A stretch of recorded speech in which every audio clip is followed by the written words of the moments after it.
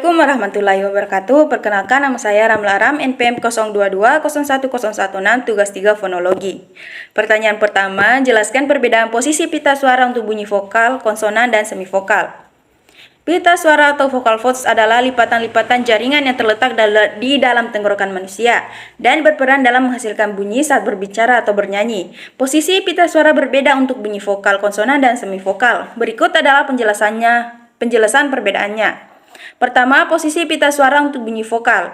Saat menghasilkan bunyi vokal, pita suara akan bergetar dan menghasilkan suara melalui resonasi di rongga mulut dan hidung. Untuk bunyi vokal, pita suara berada dalam keadaan terbuka dan relaks. Kemungkinan aliran cukup melalui saluran udara. Posisi pita suara yang lebih terbuka ini kemungkinan frekuensinya berbeda dan terbentuk dan menghasilkan bunyi vokal dengan karakteristik yang berbeda. Kedua, posisi pita suara untuk bunyi konsonan. Bunyi konsonan melibatkan hambatan atau penghalang dalam aliran udara yang dihasilkan oleh pita suara. Pada umumnya, pita suara dalam posisi diam atau hampir tertutup saat menghasilkan bunyi konsonan. Bunyi konsonan dapat melibatkan gerakan lidah, bibir, atau gigi untuk menghalangi aliran udara. Contohnya bunyi konsonan termasuk P, T, dan F, dan lainnya. Ketiga, semivokal. Semivokal adalah suara yang memiliki karakteristik antara vokal dan konsonan. Dalam semivokal, pita suara tidak sepenuhnya tertutup atau terbuka. Dalam posisi pita suara semivokal, aliran udara yang mengalir melalui saluran suara dengan hambatan lebih rendah daripada konsonan, tetapi lebih tinggi daripada vokal. Contohnya semivokal adalah bunyi Y dalam kata yayasan atau bunyi W dalam kata awan. Pita suara bergetar secara ringan saat menghasilkan semivokal ini. Perlu dicatat bahwa posisi pita suara dapat bervariasi atau individu, tergantung pada cara pengucapan suara dan variasi regional dalam bahasa. Pertanyaan kedua, jelaskan proses terbentuknya suara. Proses terbentuknya suara melibatkan beberapa langkah yang kompleks yang terjadi dalam saluran vokal manusia. Berikut adalah penjelasan umum. Yang pertama, pergerakan udara. Proses dimulai dengan penggerakan udara dari paru-paru. Ketika kita bernapas, udara dihirup dan masuk ke dalam paru-paru. Selanjutnya, dikeluarkan melalui saluran vokal yang membentuk suara. Kedua, pita suara. Di tenggorokan terdapat sepasang lipatan-lipatan jaringan yang disebut pita suara atau pita bunyi. Ketika kita bernyanyi atau berbicara, pita suara bergetar secara periodik.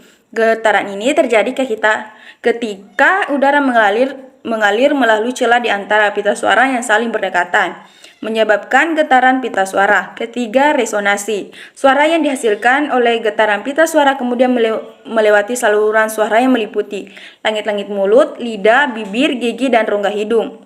Bagian ini berperan dalam memodifikasi suara dan memberikan resonasi yang berbeda-beda pada bunyi yang dihasilkan. Resonasi ini memberikan karakteristik yang unik pada suara seperti nada, kecerahan, dan kejelasan. Keempat, bahasa. Bahasa dan pengaturan. Terakhir, proses terbentuknya suara juga dipengaruhi oleh bahasa dan pengaturan yang digunakan oleh individu. Setiap bahasa memiliki sistem bunyi yang berbeda, dan cara kita mengartikulasikannya bunyi-bunyi tersebut dapat juga bervariasi. Oleh karena itu, faktor-faktor juga mempengaruhi pembentukan suara. Pertanyaan nomor ketiga, jelaskan terbentuknya bunyi vokal dan konsonan. Terbentuknya bunyi vokal dan konsonan melibatkan perbedaan dalam getaran pita suara dan adanya hambatan atau penghalang dalam saluran suara. Berikut adalah penjelasan mengenai terbentuknya bunyi vokal dan konsonan. Pertama, bunyi vokal. 1. Pita suara bergetar. Pada bunyi vokal, pita suara bergetar secara penuh atau terbuka. Udara yang keluar dari paru-paru mengalir melalui pita suara yang bergetar, menciptakan getaran yang terus-menerus. Kedua, saluran suara terbuka. Suara vokal tidak dihalangi oleh hambatan lain di saluran udara. Udara yang keluar dari pita suara yang mengalir relatif tanpa hambatan dan signifikan. Ini kemungkinan suara vokal untuk terdengar jelas dan nyaring. Ketiga, bentuk mulut dan posisi lidah. Karakteristik suara vokal ditentukan oleh bentuk mulut dan posisi lidah. Saat menghasilkan bunyi vokal yang berbeda, kita mengubah bentuk rongga mulut dengan menggerakkan lidah, mengangkat atau menurunkan langit-langit mulut, dan mengatur posisi bibir. Perubahan ini mempengaruhi resonansi suara yang dihasilkan bunyi vokal yang berbeda. Kemudian bunyi konsonan. 1. Hambatan atau penghalang bunyi. Bunyi konsonan ditandai dengan adanya hambatan atau penghalang dalam saluran suara yang mengubah karakteristik suara.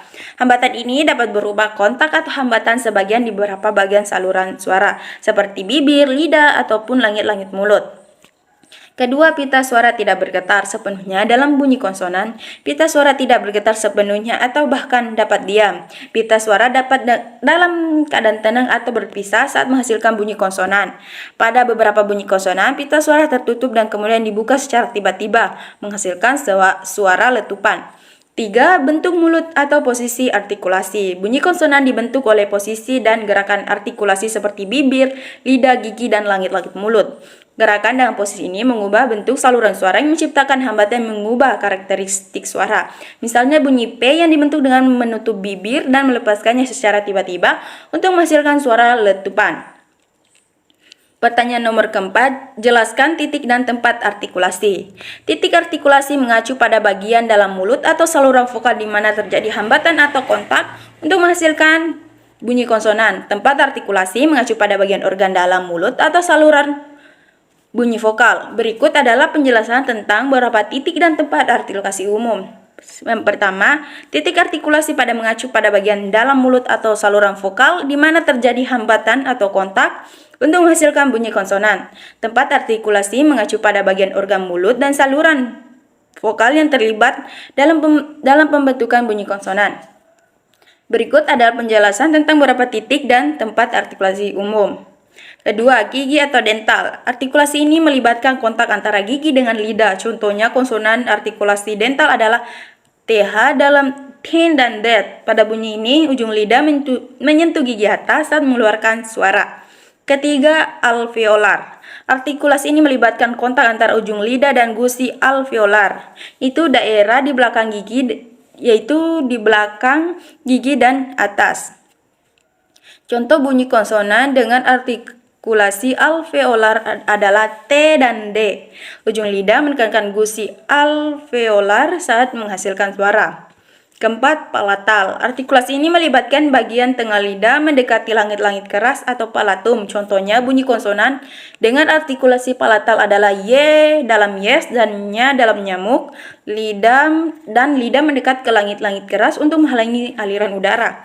Kelima, velar. Artikulasi ini melibatkan kontak antara belakang lidah dan langit-langit lembut atau velum. Contohnya bunyi konsonan dengan artikulasi velar adalah K dan G.